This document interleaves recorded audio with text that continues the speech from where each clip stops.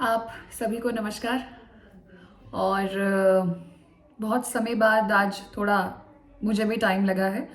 और आप सभी का HPAS मेंस का एग्ज़ाम क्योंकि दिसंबर में है, 13 दिसंबर को है, तो मुझे लगा एक क्विक वीडियो बनाना चाहिए जिसमें मैं अपने पिछले एक्सपीरियंसेस को आप लोगों के साथ शेयर कर सकती हूँ।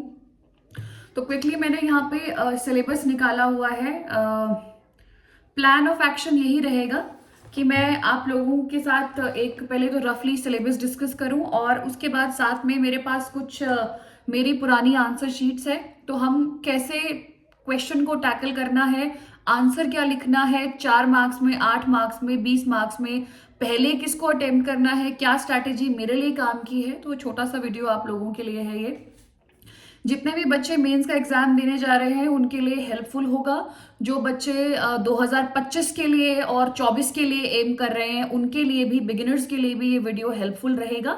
तो आप प्लीज मेरे साथ बने रहें, क्योंकि प्रीलिम्स अगर मान लीजिए कि क्लिक हो भी जाता है और अगर आपकी मेंस की तैयारी नहीं है, आपको नहीं पता क्या करना है, तो फिर उस चीज का भी कोई फायदा नहीं है।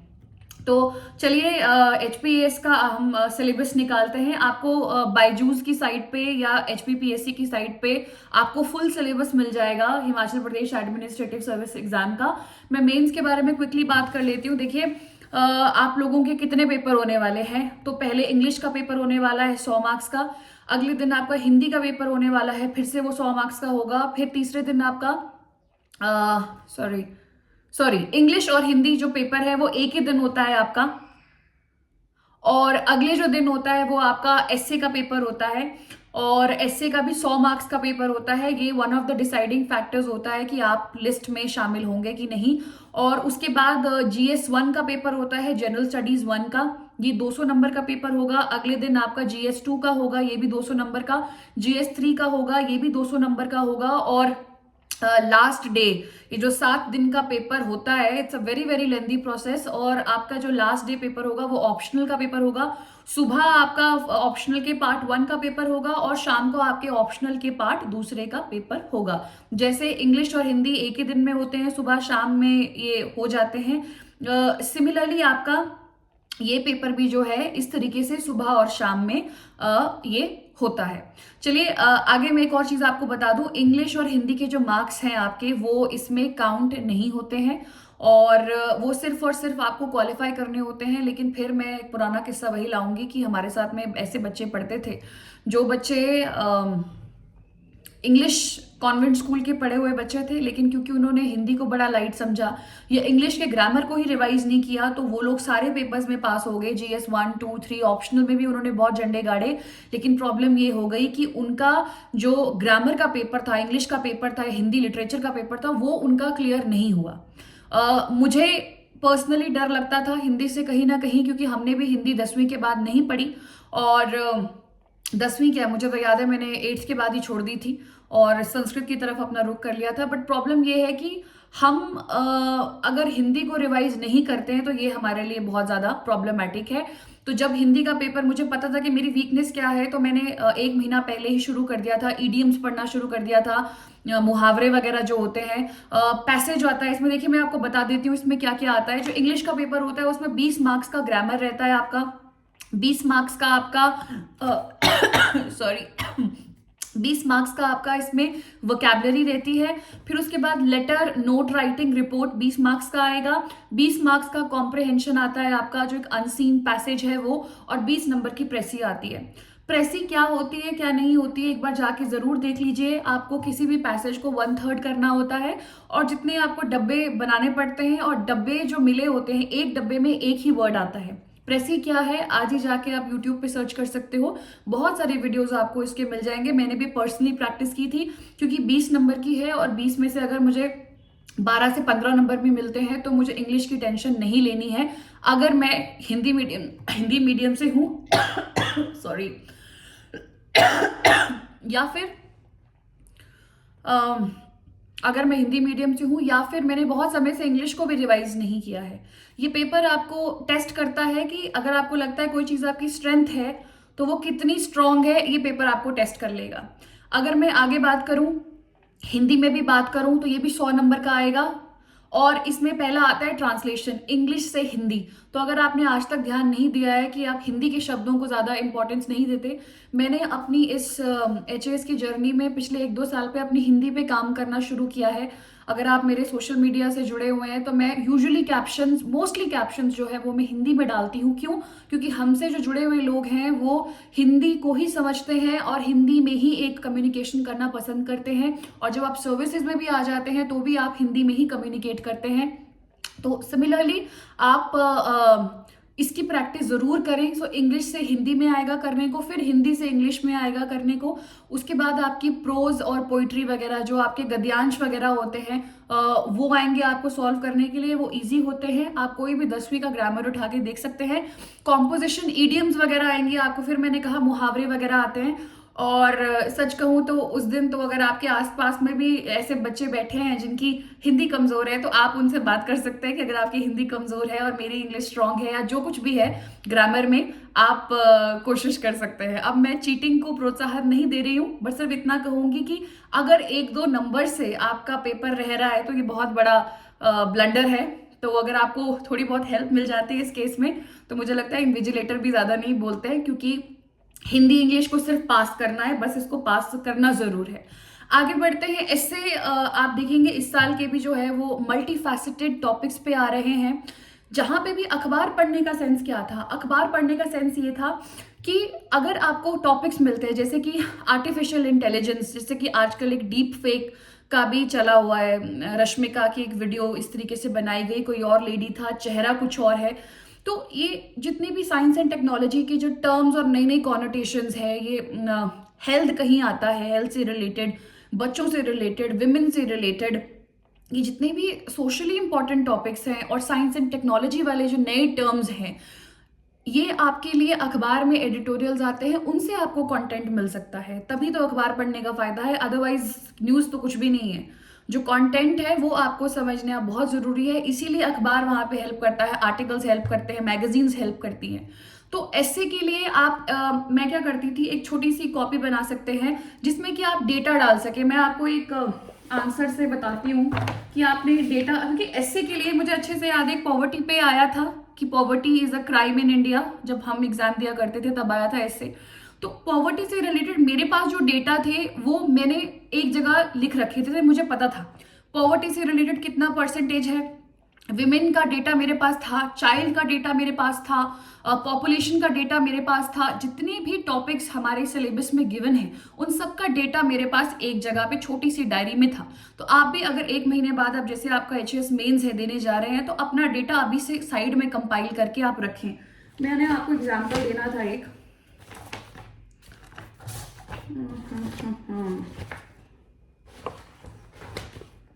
वेट कीजिए जरा।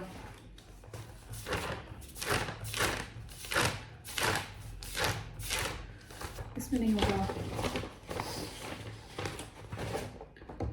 हाँ, जैसे कि ये क्वेश्चन आ रखा हुआ था कि जॉबलेस ग्रोथ है ना, यूथ अनएम्प्लॉयमेंट, बड़े इंपॉर्टेंट टॉपिक्स है। जैसे कि मैंने इसमें लिख रखा हुआ है, डेटा लिखा था कि with about 28% of the population engaged in the service sector which contributes around 58% of the GDP, it reflects the unevenness in the distribution of employment.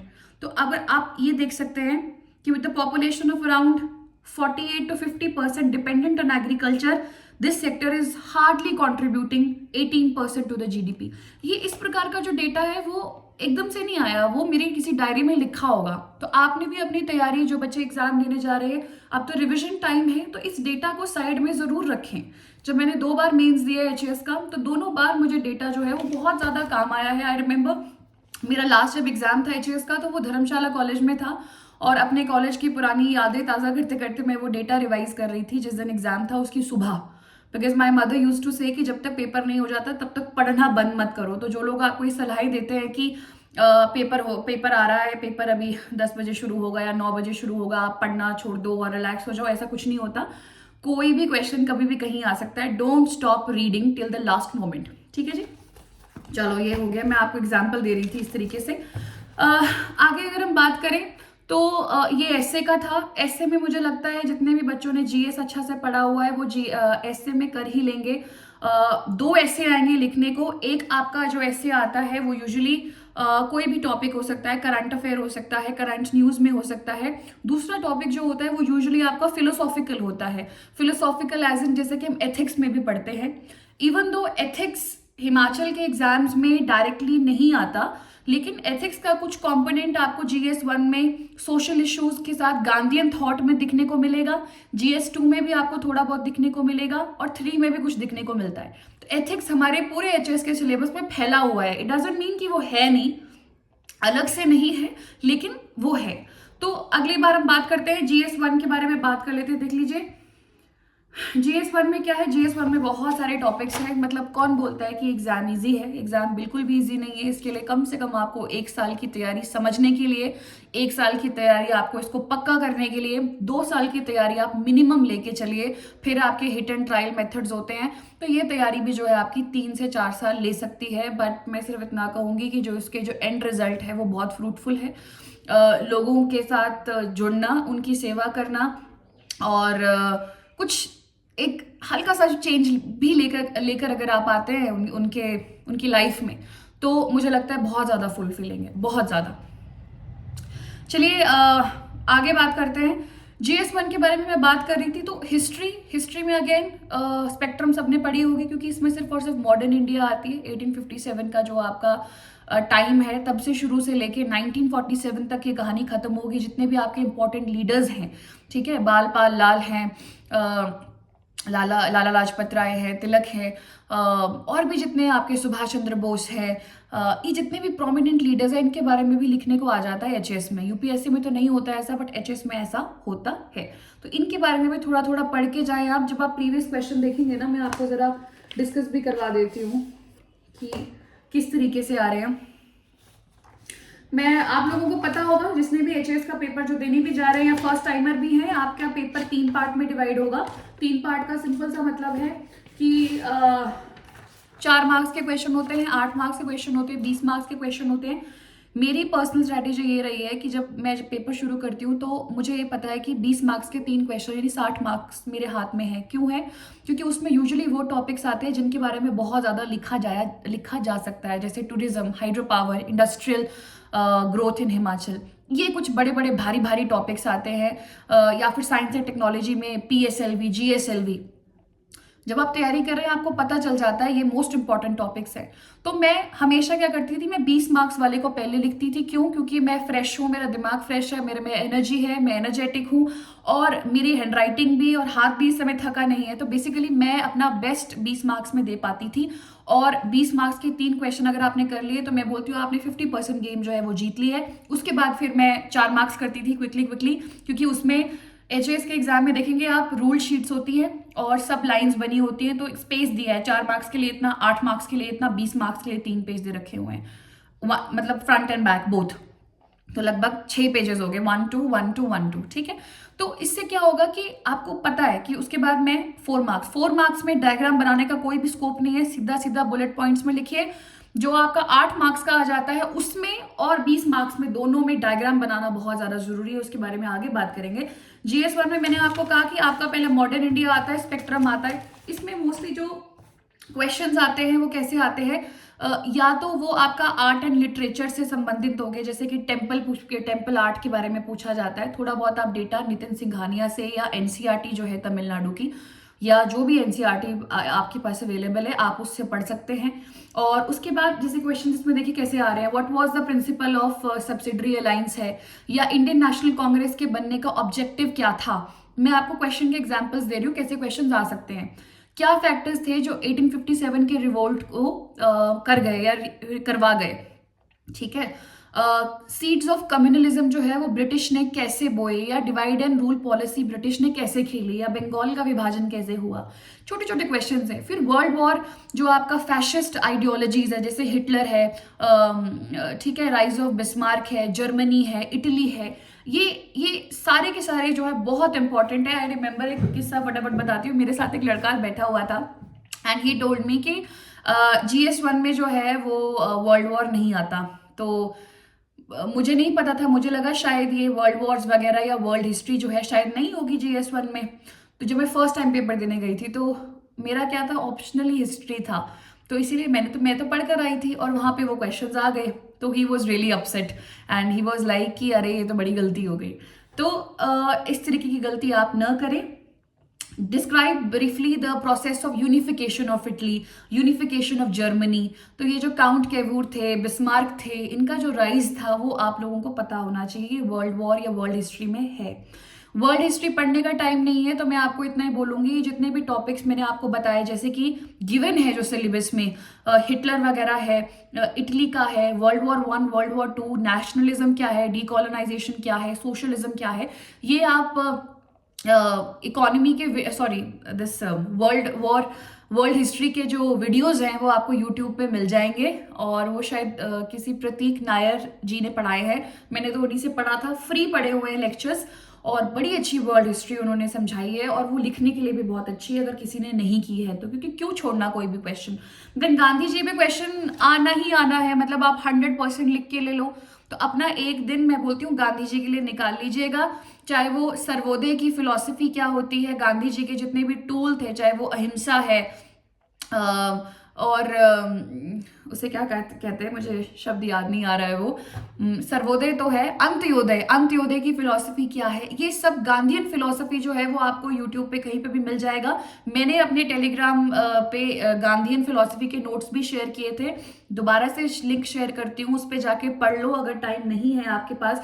Then मैंने कहा था आर्ट एंड लिटरेचर में कॉन्ट्रीब्यूशन ऑफ विजयनगरा एम्पायर क्या रहा है, सूफी movement, Buddhist movement, Buddhism कैसे Indian culture को enrich कर गया, treaty of Versailles, treaty of Versailles again world history का पार्ट है, गंधारा स्कूल ऑफ आर्ट, ये सब आर्ट एंड लिटरेचर का ही पार्ट है।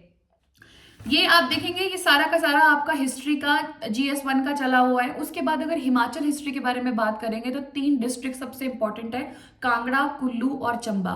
इन तीनों की हिस्ट्री आपको पता होनी चाहिए। ओशीन्स कॉर्नर पे यानी इसी यूट्यूब चैनल पे प्लीज जाके कांगड़ा, कुल्लू, चंबा की हिस्ट्री एक बार रिवाइज करो, मैंने डाली हुई है, वहां से क्वेश्चन बनता है।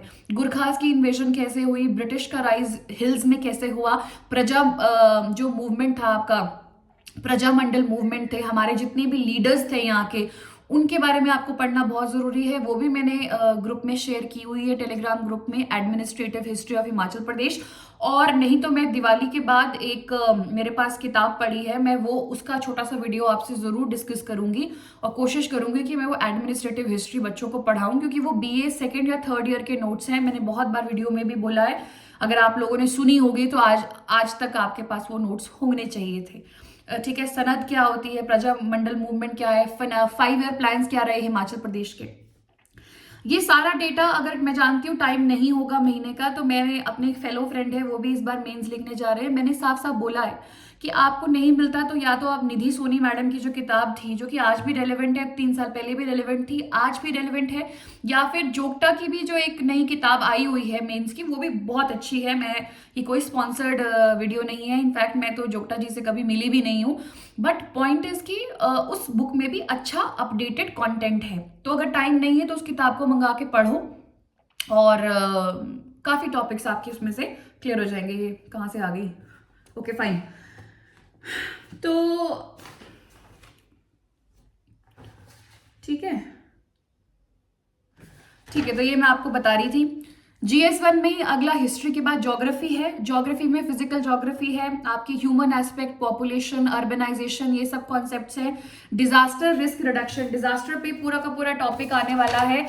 डिजास्टर के बारे में अगर नहीं पढ़ा है ना, अगर नहीं पढ़ा तो फिर मैं बोलूंगी कि या तो ऑनलाइन जाके विजन के नोट्स हैं, विजन के नोट्स हैं वहां पे डिजास्टर के, या फिर आपको कोई भी PDF अगर आप ऑनलाइन सर्च करेंगे या तो आपको मिल जाएगी डिजास्टर पे पूरा का पूरा जो हमारा फ्रेमवर्क है, वो जो हमारी वेबसाइट्स हैं इंडियन गवर्नमेंट की, उस पर भी आपको अवेलेबल होगा, क्योंकि डिजास्टर पे क्वेश्चन आना ही आना है। रिस्क प्रोफाइल क्या है, हैजार्ड और डिजास्टर में फर्क क्या है, मेरे पास देखो कुछ क्वेश्चंस भी हैं यहाँ पे, differentiate between hazard and disaster, ठीक है जी। उसके बाद सोशो इकोनॉमिक इम्पैक्ट क्या होता है डिजास्टर का, वगैरह वगैरह। तो ये आपको जो क्वेश्चंस हैं वो आने वाले हैं। अगर आपने ज्योग्राफी नहीं पढ़ी है, सोर्स आपका NCERT और GC लियोंग है, टॉपिक वाइज पढ़ना शुरू कर दो अभी, अगर आपका टाइम नहीं है आपके पास। फिर उसमें अगर हम आगे बात करें तो ये भी देख लो, distribution of black soil in India क्या है, नेशनल मैन्युफैक्चरिंग पॉलिसी 2012 की आज भी रेलेवेंट है। ज़्यादा ड्राउट्स क्यों आते हैं सेंट्रल या वेस्टर्न इंडिया में, इन आपका ITCZ क्या है, ट्रॉपिकल कन्वर्जेंस जोन क्या होता है आपका, और कौन से साइक्लोन्स जो हैं, which type of cyclones cause rainfall in the north western India during winter, migration क्या है,